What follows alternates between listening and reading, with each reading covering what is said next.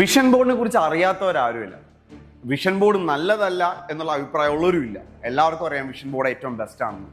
പക്ഷെ എന്നിട്ട് എന്തുകൊണ്ടാണ് എല്ലാവരും വിഷൻ ബോർഡ് അപ്ലൈ ചെയ്യാത്ത അല്ലെങ്കിൽ അതിലേക്ക് കടന്നു ചെല്ലാത്തതെന്ന് ചോദിച്ചു കഴിഞ്ഞാൽ പല ആൾക്കാർക്കും ഒരു മടി അല്ലെങ്കിൽ ഒരു ഭയം അതല്ലെങ്കിൽ ഒരു അപകർഷതാ ബോധമൊക്കെ ആയിരിക്കാം. ഒരു കോൺഫിഡൻസ് ഇല്ലായ്മ എന്ന് തന്നെ സിമ്പിളായിട്ട് പറയാം. നമ്മളൊരു വിഷൻ ബോർഡിൽ നിങ്ങൾ സ്റ്റാർട്ട് ചെയ്യാൻ ആഗ്രഹിക്കുന്നുണ്ടെങ്കിൽ നിങ്ങൾക്ക് എപ്പോഴെങ്കിലും തോന്നുകയാണ് എനിക്കൊരു വിഷൻ ബോർഡ് ചെയ്താൽ കൊള്ളാം എന്നുള്ളത്. അതൊരു റൈറ്റ് മൊമെന്റ് ആണ്.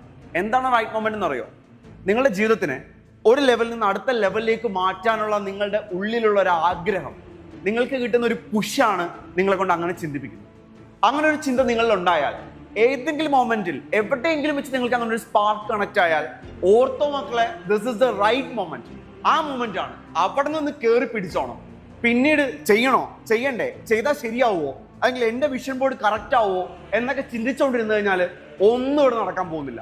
എനിക്കൊരു വിഷൻ ബോർഡ് സെറ്റ് ചെയ്യണമെന്നൊരു ആഗ്രഹം ഉണ്ടായിട്ട് അപ്പൊ തന്നെ ഒരു ഡിസൈഡ് ചെയ്തിട്ട് എന്തൊക്കെ ചെയ്യണമെന്ന് തീരുമാനിച്ചുകൊണ്ട് ഒരു ചാർട്ട് പേപ്പർ എങ്കിൽ ചാർട്ട് പേപ്പർ, സ്റ്റിക്കി നോട്ട്സ് എങ്കിൽ സ്റ്റിക്കി നോട്ട്സ്, ഡയറി എങ്കിൽ ഡയറി, ഇനി ഫോണിന്റെ ഗാലറി എങ്കിൽ ഗാലറി, എന്താണോ നിങ്ങളെ കൊണ്ട് ചെയ്യാൻ പറ്റുക, എന്തൊക്കെയാണോ നിങ്ങളെ കൊണ്ട് ചെയ്യാൻ പറ്റുക അതൊക്കെ ആ വിഷൻ ബോർഡിന് വേണ്ടി ചെയ്യുമെന്നൊരു ഡിസിഷൻ എടുത്തുകൊണ്ട് ഇന്ന് തുടങ്ങും എന്നൊരു ഡിസിഷൻ എടുത്താൽ മാത്രമേ വിഷൻ ബോർഡൊക്കെ സെറ്റ് ആവുള്ളൂ.